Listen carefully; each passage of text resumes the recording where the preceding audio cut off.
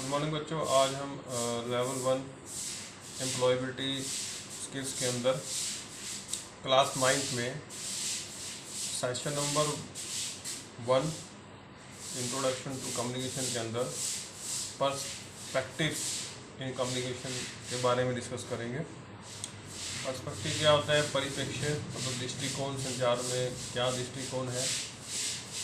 Perspective और ideas और views, fixed ideas, ways of thinking.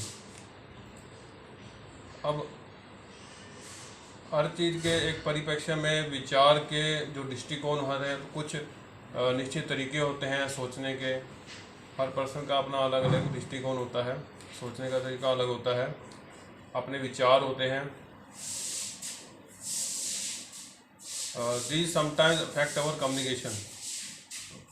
Her person का अलग अलग दृष्टिकोण है, विचार है, तो ये उसके कम्युनिकेशन को प्रभावित करता है। जब वो किसी से बातचीत करता है तो उससे बातचीत से उसके क्या विचार हैं, क्या आइडियाज़ हैं, क्या दृष्टिकोण है, इससे उसके विचारों का पता लगता है, उसके दृष्टिकोण का, आइडियाज़ का पता लगता है। उदाहरण के लिए, if you have a fixed idea, आपका कोई निश्चित कोई विचार है,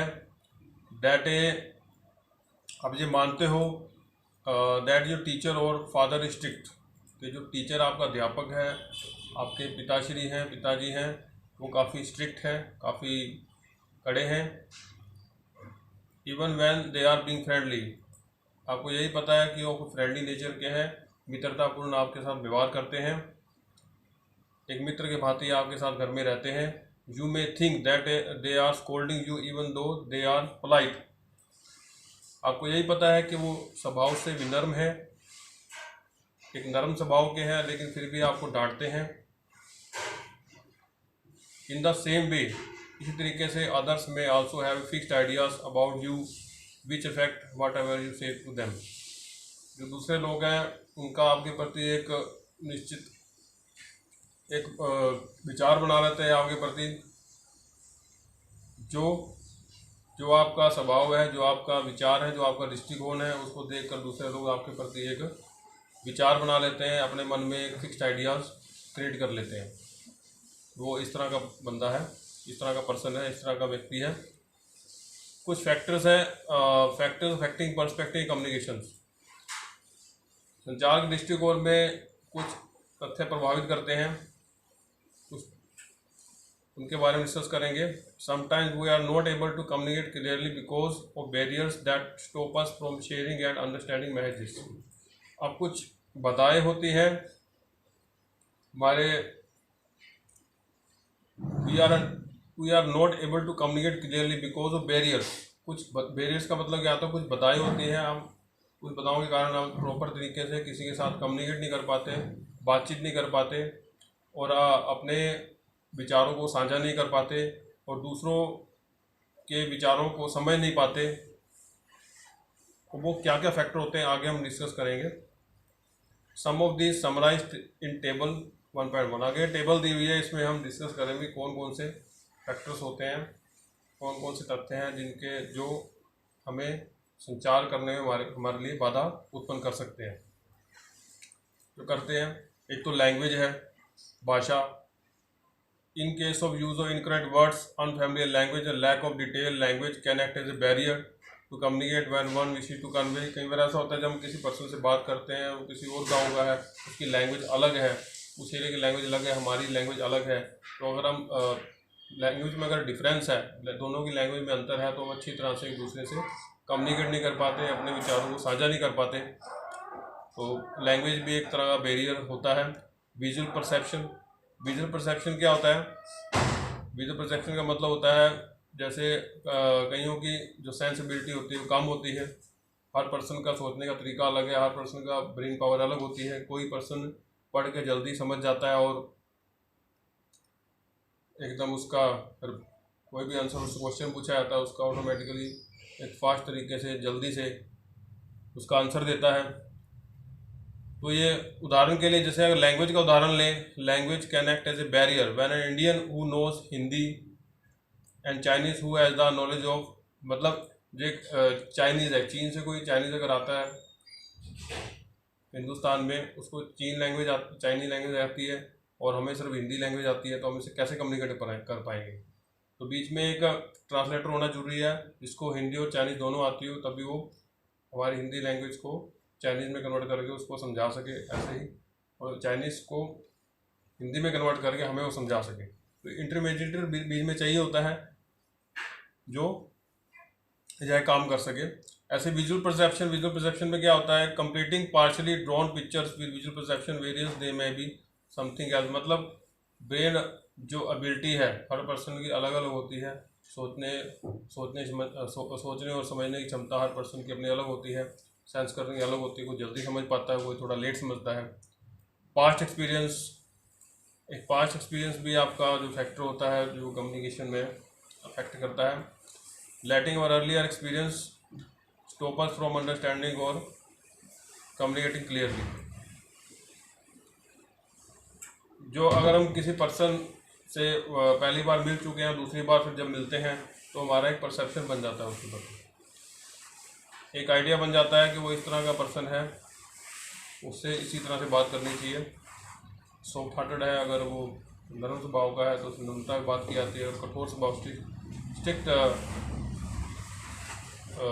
स्वभाव का वो पर्सन है तो उससे एक कड़ी लैंग्वेज में बात करना पड़ता है। जैसे कोई अगर उदाहरण के लिए, shopkeeper cheated me last time, let me be careful, I scored low marks in math exam, I am scared to ask and answer question in class.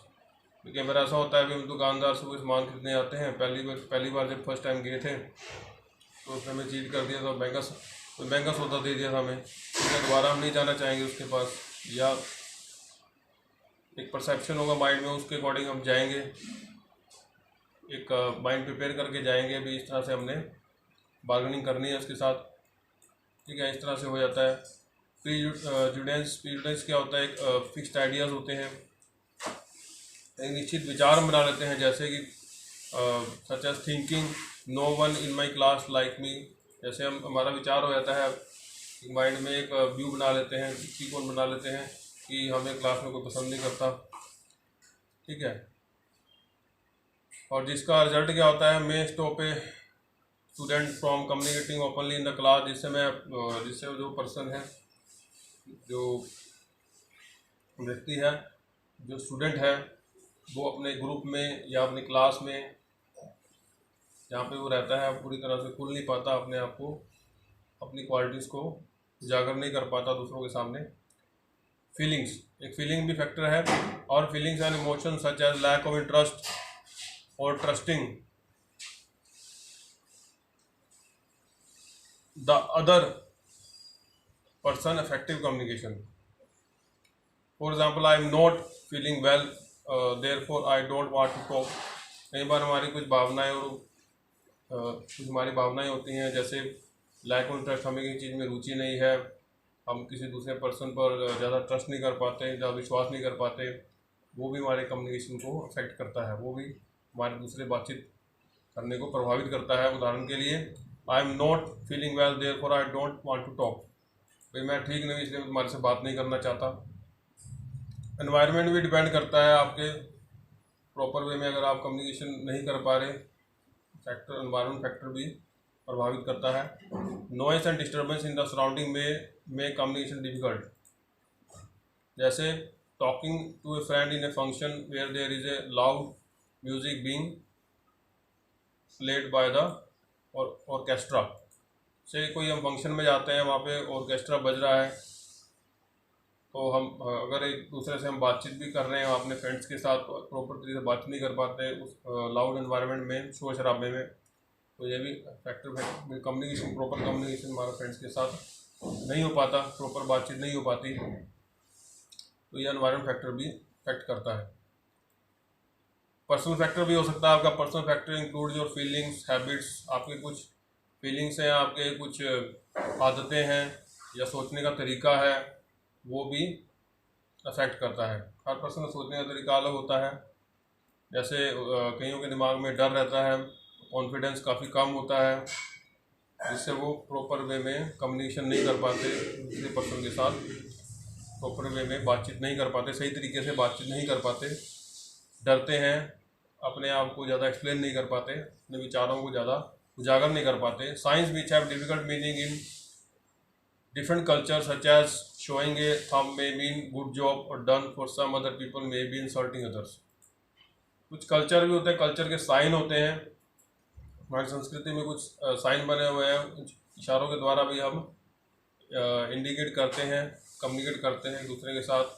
जैसे कि अगर थंब दिखाया जाता है, किसी को अंगूठा दिखाया जाता है, तो दो मीनिंग होते हैं। थंब गुड जॉब, अगर अच्छा कोई किसी ने काम किया है किसी फील्ड में, उसके लिए अंगूठा दिखाया जाता है, मतलब गुड जॉब कहा जाता है इशारा करके। या फिर किसी की इंसल्ट करनी है और अंगूठा दिखाते हैं, किसी को इंसल्ट करने के लिए भी उसको अंगूठा दिखाया जाता है। बाकी व्यक्ति कम्युनिकेशन नेक्स्ट सेक्शन में करेंगे।